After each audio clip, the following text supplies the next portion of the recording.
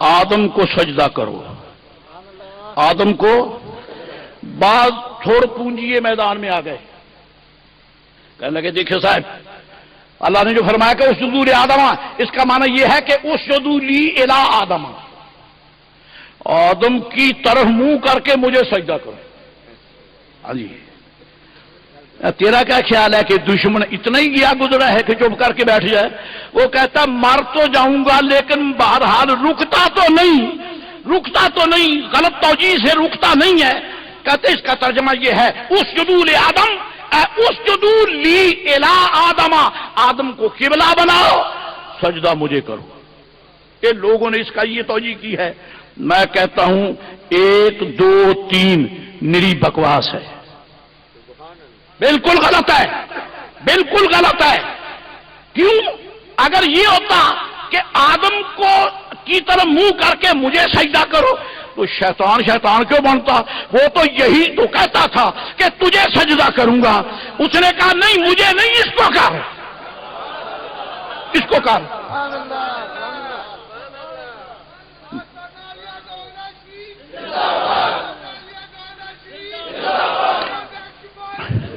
مجھے سجدہ آدم علیہ یعنی رب ذوالجلال کو تو ملائکہ سجدہ اب تک کرتے آئے، آج پہلی مرتبہ حکم ہوا کہ آدم کو سجدہ کرو، پہلی مرتبہ حکم ہوا کہ آدم علیہ السلام کو قاضی مظہری ثناء اللہ پانی پتی نقش بندی مجددی رحمت اللہ تعالی علیہ، مرزا مظہر جانا رحمت اللہ تعالی علیہ کے مرید رشید تلمید رشید، جنہوں نے تفسیر قرآن کا نام ہی اپنے پیر کے نام پہ رکھ دیا ہے۔ جی مظہر ہی اس لیے کہتے ہیں کہ مظہر جانا رحمت اللہ تعالی علیہ کے نام کی حوالے سے کہتے ہیں۔ جناب علی تفسیر مظہری میں قاضی ثناء اللہ جنہیں بہکیے وقت کہتے ہیں، بہکیے وقت ثناء اللہ نقشبندی مجددی، یہ بار بار میں تب کہتا ہوں ایک بے مرشدہ بھی ہے، بے مرشدہ بھی ہے، اس کی بات نہیں ہے۔ ہم بے مرشدوں کا نام لینے کے لیے تیار نہیں، ہم تو مرشد پاک والے ہیں، مرشد والوں کا نام لیتے ہیں۔ وہ کون ہے؟ وہ کون ہے؟ نقشبندی ہے، مجددی ہے، مظہری ہے۔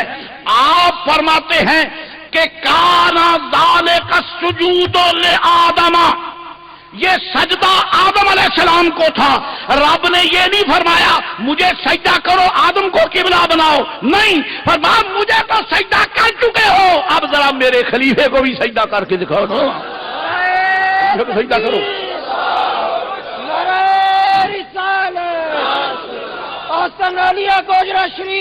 آپ توجہ رہے، قسمن کہتا ہوں یہاں لغزش نہ ہو جائے فقیر سے، اللہ مجھے معاف کرے، اللہ کے لیے سجدہ اور ہے، آدم علیہ السلام کی بارگاہ میں سجدہ اور ہے۔ فرشتوں سے حکم ہوا، فرشتوں کو حکم ہوا کہ سجدہ کرو آدم علیہ السلام کو، آج تک فرشتوں نے اللہ کو سجدہ کیا۔ یہ کس کا کیسا سجدہ تھا؟ اس سجدے کی نیت کیا تھی؟ اللہ کی عبادت، اللہ تعالیٰ کی۔ وَقَضَى رَبُّكَ أَلَّا تَعْبُدُوا إِلَّا إِيَّاهُ يَا أَيُّهَا النَّاسُ اعْبُدُوا رَبَّكُمْ وَمَا خَلَقْتُ الْجِنَّ وَالْإِنسَ إِلَّا لِيَعْبُدُونَ۔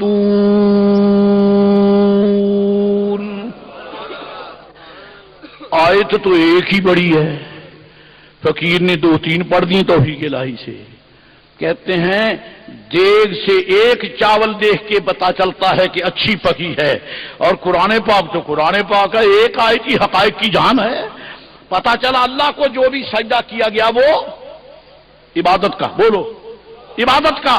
اب سوال یہ ہے، میرا بھی عقیدہ ہے، آپ کا بھی، ہمارے مشائخ کا بھی، پیران طریقت کا بھی، مرشدان گرامی کا بھی، کہ عبادت اللہ کی ہے، اس کے سوا چارہ نہیں۔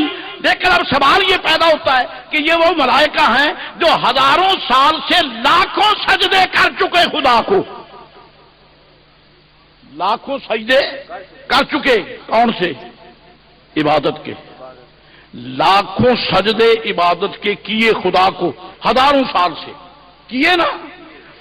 جنہوں نے اتنے سجدے عبادت کے کیے، اب کیا ضرورت پڑی ہے اس جدول آدم؟ آدم کو سجدہ کرو، آدم کو سجدہ کرو۔ سنو، اگر ہم میرے آقا علیہ السلام کی شان میں کوئی لفظ بول دیں، شرک ہو گیا، اللہ بھی علم رکھتا ہے، رسول بھی علم رکھتا ہے، یہ تو شرک ہو گیا۔ میں کہتا ہوں اللہ کو بھی سجدہ، آدم کو بھی سجدہ، یہ کیا ہو گیا؟ یہ کیا ہو گیا؟ یہ کیا ہو گیا؟ یہ کیا ہو گیا؟ میں قسم کھا کے کہتا ہوں رب نے قرآن اتارا ہی سنیوں کی تائید کے لیے ہے۔ مسل کے اہل سنت سے یہی نکلتا ہے، قرآن پاک ہماری یعنی آیات الہیہ، اس سے جو مسلک ثابت ہوتا ہے وہی اہل سنت کا مسلک ہے۔ اس کی وجہ یہ ہے کہ اگر اشتراک ہو جائے کسی صفت میں تو شرک نہیں ہوگا جب تک کہ اس وصف کی حقیقت کو ایک نہ بیان کیا جائے۔ اللہ کو سجدہ کرو، آدم کو سجدہ کرو، اگر یہ ہوتا کہ جس طرح رب کریم کو کیا آدم کو کرو، پھر تو تھا شرک۔ پرواہ نہیں، مجھے عبادت کا سجدہ کیا ہے، میرے آدم کو تعظیم کا سجدہ کرو، تعظیم کا سجدہ کرو۔ نعرہ تکبیر، نعرہ رسالت۔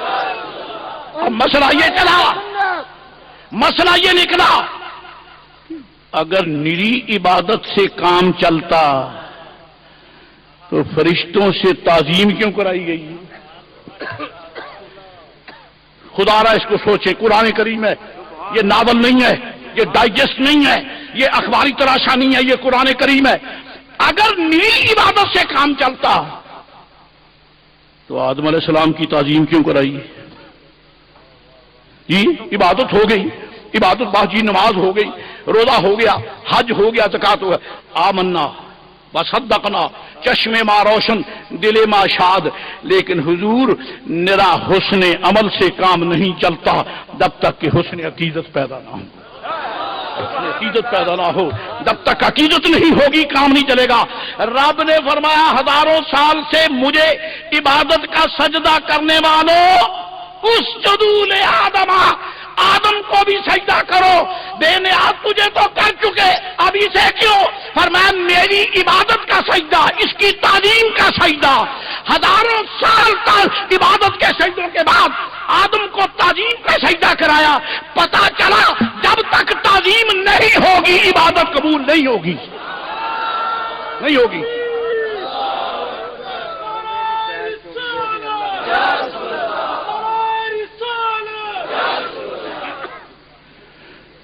ذرا اپنے بیٹوں کے لیے جدید زبان استعمال کروں، کالجوں کی دنیا، اسکولوں کی دنیا، ایجوکیٹڈ کوالیفائڈ بچے بیٹھے ہیں، درخواست 1 صفحہ 2 صفحے 3 صفحے، اتنی لمبی درخواست ہے، کام تو تب بنے گا نا جب محکمے کا سربراہ لکھ دے ریکمینڈیڈ،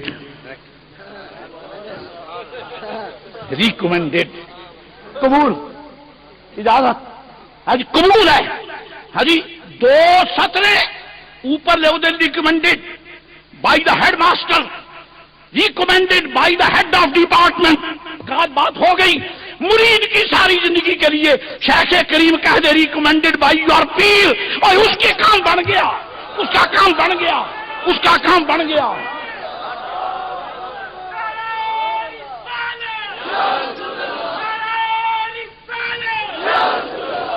میں اپنا ضمیر ہے، دنیا کو چیلنج، آپ کو نہیں، آپ تو ماننے والے ہیں، دنیا میں بنائے نام مدعیان علم کو میں چیلنج کرتا ہوں کہ جنہوں نے ہزاروں سال سجدے کیے، کیوں جی ہزاروں سال سجدے کیے آدم علیہ السلام یعنی رب ذوالجلال کی بارگاہ میں، سبحان اللہ، فرشتوں، اب فرماتا کرو آدم کو سجدہ۔ ذرا دونوں طرف سوچ تو لیں کہ جنہیں حکم سجدہ ہے انہوں نے ہزاروں سال سجدے کیے، ٹھیک ہے، اور جسے سجدہ کرایا ڈر کے کہتا ہوں اس نے ابھی رب کو ایک سجدہ بھی نہیں کیا. یہ کوئی چونکہ چنانچہ ہے؟ یہ قرآن کریم ہے. اب اگر تجھے کوئی پڑھانے والا نہیں ملا تو میرا قصور ہے. قرآن شریف پڑھنا ہو تو 11ویں کی کھیر کھانے والوں سے پڑھو. یہ ذرا ان سنیوں کو جلدی سمجھ آ جاتی ہے. سنیوں کے ساتھ کہتے ہیں مقویات استعمال کرو. اعضائے رئیسہ کو طاقت ملتی ہے، دماغ کو طاقت ملتی ہے، دل و دماغ کو طاقت ملتی ہے. جواہر کھاؤ، دل کو طاقت ملتی ہے. غوث پاک کے لنگر کا لقمہ کھاؤ، ایمان کو قوت ملتی ہے. ایمان کو قوت ملتی ہے.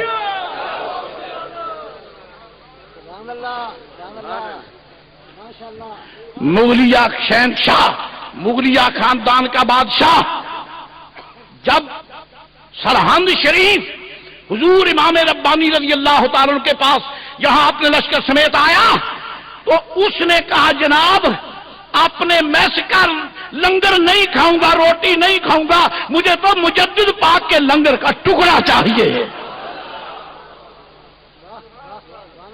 مجدد پاک کے لنگر کا؟ کہاں بادشاہ کا میس، کہاں فقیر مصطفیٰ کا لنگر اور ٹکڑا. ٹکڑا.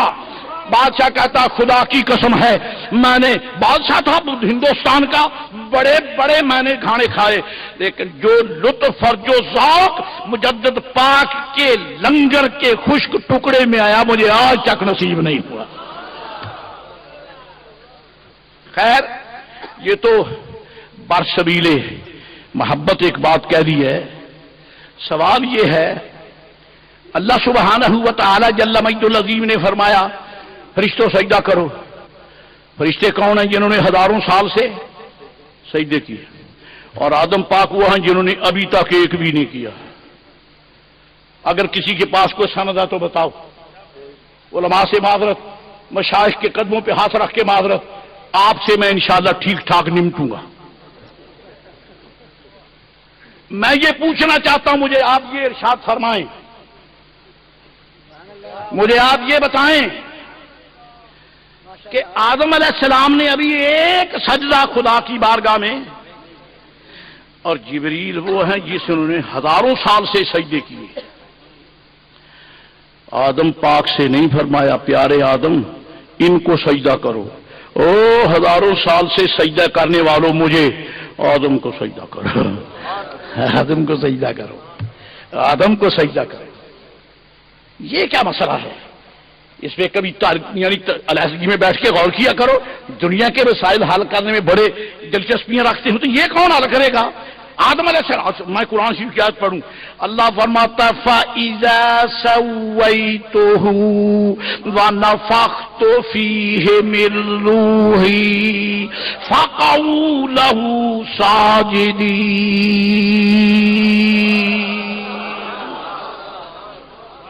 اے فرشتو فَإِذَا سَوَّيْتُهُ، جب میں آدم علیہ السلام کو ٹھیک ٹھاک کر کے بنا لوں.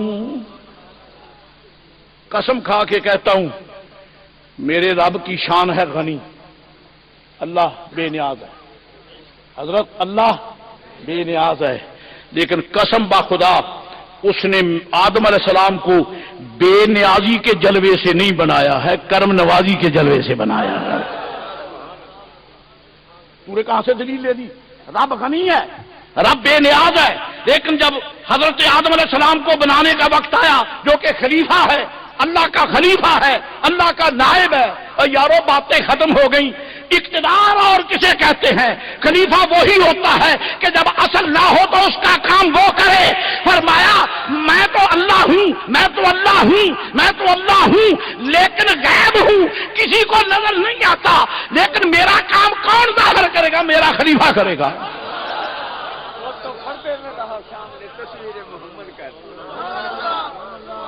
خلیفہ کرے گا. معلوم ہوتا ہے جس کے پاس اختیار نہیں وہ خلیفہ نہیں، جس کے پاس اختیار نہیں وہ خلیفہ.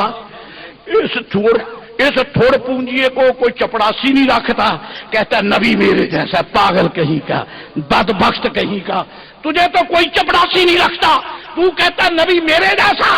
اللہ کا وہ جلیل القدر نبی جس کو پیدا کر کے فرمایا میں ٹھیک ٹھاک بنا لوں. سبحان اللہ، سبحان اللہ. ایک بات